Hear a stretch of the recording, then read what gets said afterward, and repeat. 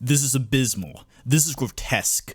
This show can be bent by the Twilight fanfic fruit viciously eviscerating my gay vampire comedy, coincidentally congealing considerably into a shaky shitty shonen surprise. Yasutaka Yamamoto more like Yasutaka Yamaro.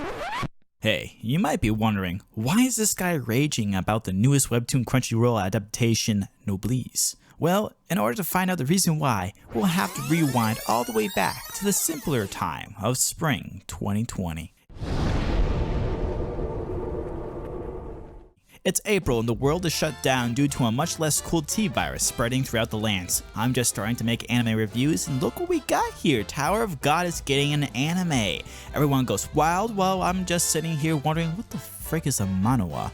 Time goes by, I finally watched Tower of God and realized that yes, this is a good show. Spoilers, I guess. Fast forward even more to me procrastinating and bored watching r/good animes, thinking to myself, what could I do that isn't browsing Reddit? Then the thought slapped me in the head with the force of 1,000 rabbit holes. Do webtoons have a mobile app? Yes. Hey, I heard the Tower of God was a webtoon. Does that mean they have it? Yes again, and thus started my insane descent into reading webtoons instead of being productive. Now, as someone who has read the webtoon for Tower of God as well as watched the anime multiple times, my feelings before and after reading are the same.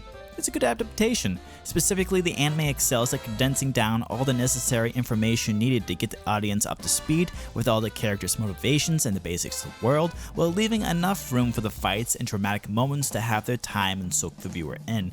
Yes, the anime cuts out a lot of content, and the places that it does can be a bit noticeable in some spots where the pacing is a bit odd, but most of that content was world-building threads that won't be super relevant until many hundreds of chapters later. With this promising turn of events, God of High School was easily one of the more hyped shows of the summer season, only really being behind ReZero Season 2, but halfway in and suddenly, nothing. No interest, no hype, and a steady decline in its mal rating. What was wrong with it? Well, one, I made a full-length review if you are interested, but what it all boiled down to was pacing. They tried to hit everything while leaving nothing to soak in or rest except for the fight scenes. Now, constantly escalating fights with great animation is enough for me to consider it an entertaining show, but when you alienate those that want a decent story or charismatic characters in exchange for those fight scenes, everything does average out to not being as memorable as something like ReZero that was also airing at that time. But even so, I was enthralled in the possible world of webtoon adaptations and the plethora of great anime that would surely come from this new age and original content. This hype led me to wanting to see things for myself from the perspective of a fan who read the webtoon before seeing the anime, something that has only happened to me a few times before, and seeing that the next big webtoon adaptation was Noblesse, I began my journey on reading ahead. Also, by the way, that was my first hurdle. By the time I wanted to read it, Webtoon had already locked the entire 500 plus chapter series behind a paywall, meaning that if I wanted to read a manhwa, I was either going to have to shell out $150 to unlock it all, or restrain myself to reading only 5 chapters a day with a daily pass. $150 for something that they had just locked away, or spend 4 months patiently reading. Lucky for me, the 7 Seas fan sites solved both my empty wallet and my time constraints. Now, over 500 chapters in, my quick review of Noblesse is, hey, that's pretty good. Basically, the story is about Rizal, who awakens mysteriously after a 820-year slumber in South Korea. There he meets his faithful servant Frankenstein and lives a peaceful life as a student at the school Frankenstein built. But the casket that Rizal awoke from was something stolen from the Union, basically the Illuminati, who sends out agents to try and find out the whereabouts of the missing artifact. The agents get into conflicts with Frankenstein and Rizal. There are mutants, werewolves, vampires, and all sorts of glorious fight scenes. I'd say that the biggest strength of the Noblesse Webtoon is that, at least for the earlier seasons, it strikes this balance of comedy slice of life with the students and their interactions with the all-powerful Rizal and his fellow vampires, and how that go-lucky laugh fest easily gets torn apart by the brutal activities of the Union.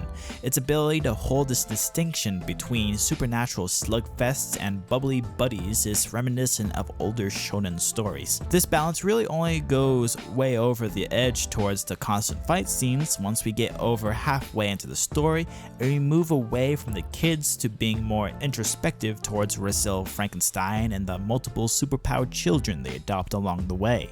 All of this is to say, while we gradually do move away from the children as the focus of the series, they still do play a very important part in the early seasons, as they not only have encounters with the Union and play a role in the slow entangling of Brazil with the Union and others, but also are there as representations of the life that Brazil and Frankenstein want to protect from the demons of their past. Now, that is not to say that the webtoon Noblesse is particularly great at storytelling, though, as the further into the story we go, the more events, at least to me, seem to just happen at a very accelerated pace, and the reasons for their events happening become more and more generic as we reach the final season. That being said, the character building and intrigue in the long histories of the world and its multiple species make Noblesse a standout in the world of manhwa, and something that could greatly benefit from an anime adaptation. So with great excitement, I plunge into the first episode of Noblesse Anime, and Day 5, it's a good opener for sure, but how are they going to blend in that when we have to get through an entire first season of the webtoon? What's happening? What do you mean Jake and Mary? Why is M21 here? Why are we starting the second season? It is in this panic that the useful Crunchyroll comment section was able to inform me that there was an OVA episode from 2016 that would give us the proper backstory needed. And here's where I will start to become unhinged. I will now start to spoil the Noblesse anime and webtoon, so if you're thinking of reading or watching, do so now, or don't if you're not phased. That's on you. When I say that the OVA cut a lot of content out of the anime adaptation, I really mean they cut a lot of very important plot threads and character moments for the sake of just touching all of the more important plot threads of the first season. An entire season's worth of content, I might add, that was condensed into a single 30-minute OVA episode. So how did they deal with it? Well, for one, super rushed, unsurprisingly. Now, not only was it rushed, but the pacing of events and overall narrative of the story was either changed to keep things simple or yeeted entirely into the very sea Razel's coffin came from. For example, let's take the plot point of the coffin. It was an unknown artifact that the Union initially lost to thieves and who sent M21 and M24 as agents to retrieve. They appear, kill all the thieves except one that they turn into a mutant vampire to be used to help in their mission, and try to figure out where the contents of the coffin went. All of which they took their sweet time with, as their real goal was to lay low, slowly stabilize their powers underneath the nose of the Union, and find out their true names, and maybe, hopefully, leave the Union. Their investigation, though, was interrupted by the personal agents of Dr. Cromwell, Jake and Mary, who were sent due to their slowness with their investigation and small murderous events with the mutant. Now, this is basically where the relevance of the coffin ends, as things turn from a search for the coffin to a search for the people or organization that got in the way of M21 and M24's investigation. But in the OVA episode and also in the anime, the topic of the coffin keeps coming up, even though by the time DA5 comes into frame, they no longer cared about the coffin, but instead were more concerned about how Jake and Mary were killed and what happened to the Union lab that was destroyed, which brings us to the next biggest problem, which was the oodles of major events that were cut out. There are many very important events that were cut or changed in the OVA. There was the very existence of the Union Lab run by Dr. Cromwell, who was the creator of M2124 as well as Jake and Mary. They glossed over entirely the transition and compromising process of M21 being a cold, calculating agent to being part of Frankenstein's team. In fact, a ton of character development for M21 was cut out, including the tensions between him and M24 against Dr. Cromwell, the battles between him and Jake as they try to both shake them off the idea that their powers were improving, the ending of the season with a big upgraded mutant duking it out with a fully awakened M21 thanks to Brazil, which sets the power scale that he wanted to continue to work towards throughout the series. Not to mention how the lead up to the hospital massacre and the aftermath was greatly abridged to the point of barely being a relevant plot point. And probably the best moments that Shinmu has is his fights with both the mutant when they were kidnapped by by M21, his rematch with the mutant, closely followed by his fight with Jake. Of all the cuts though, leaving out the very existence of the lab and Dr. Cromwell as a character is just plain terrible structuring, as Dr. Cromwell is a reoccurring conniving psychopath with a part to play in basically every single arc. He's the overarching villain that nobody trusts and everyone, including the Union, is suspicious of. The destruction of his lab, staff, and personal mutant human bodyguard sets off a domino effect that entangles Frankenstein and Rizal with the Union's affairs. DA5 aren't there to actually investigate the coffin, they're there to investigate Dr. Cromwell, which now leads us to the actual anime. Now, with all those plot points being cut, you would think that they could just go the JoJo route and simply remake the first season to start fresh with a new anime to hopefully get people invested in Webtoon or the show itself. So why in the Lord's green earth would you advertise a show that premiered in the middle of its story? The original 90s Berserk could get away with that because the arc they adapted was the entire flashback story from the origins of the Band of the Hawk. There is no excuses for doing so. What a terrible, confusing way to start a show. The only reason I can think of why they would do it would be a mixture of laziness and wanting to introduce a majority of the main characters as soon as possible.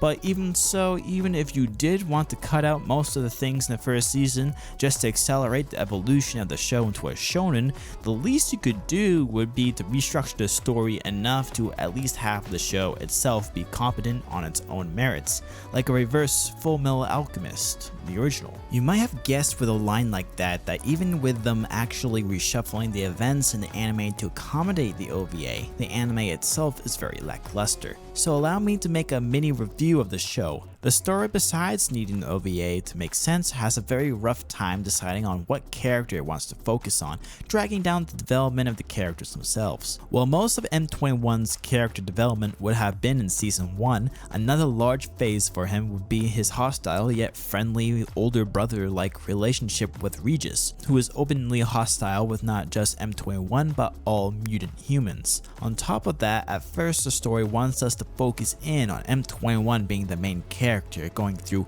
heroic instances like saving Regis from being attacked by a shark. Now, the entire scene of Regis, M21, and DA5 makes no sense. Even with Regis being suspicious of M21, he was warmed to by his determination to protect the school. Then he uses his body as a shield to protect you from attack, and when he leaves with those same people, your first thoughts are that he betrayed you? And why would a group of assassins that just had a super-powered fight just leave these kids where they are? In the webtoon, this actually makes sense because 1. M21 and Regis never had physical confrontation but were verbally toxic towards each other, keeping each other suspicious.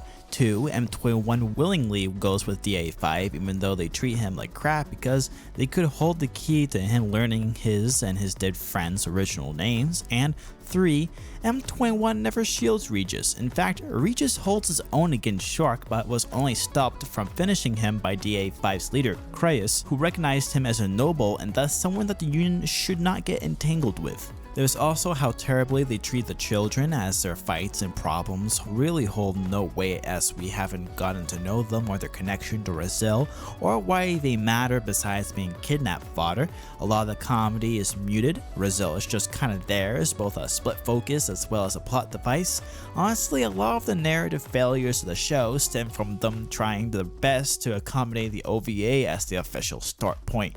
Add to that the very lackluster music with an OP and ending that's just bad, as well as animation from production IG that should lend it the intensity like Attack on Titan that it needed, but ultimately their B team must have been on it because the animation is pretty uninspired and bland. So in conclusion, Noblesse is the worst webtoon anime to be released so far, and a prime example of something whose failure should be learned from. Don't alienate your average viewer by forcing the start point to be an OVA episode that didn't air along with the show. Don't shoot yourself yourself in foot by abridging important plot points that you'll have to either make up for later on or forget and harm your overall narrative, and stop rushing your goddamn content. This is abysmal. This is grotesque. This show can be bent by the Twilight fanfic fruit viciously eviscerating my gay vampire comic, coincidentally congealing considerably into a shaky shitty shonen surprise.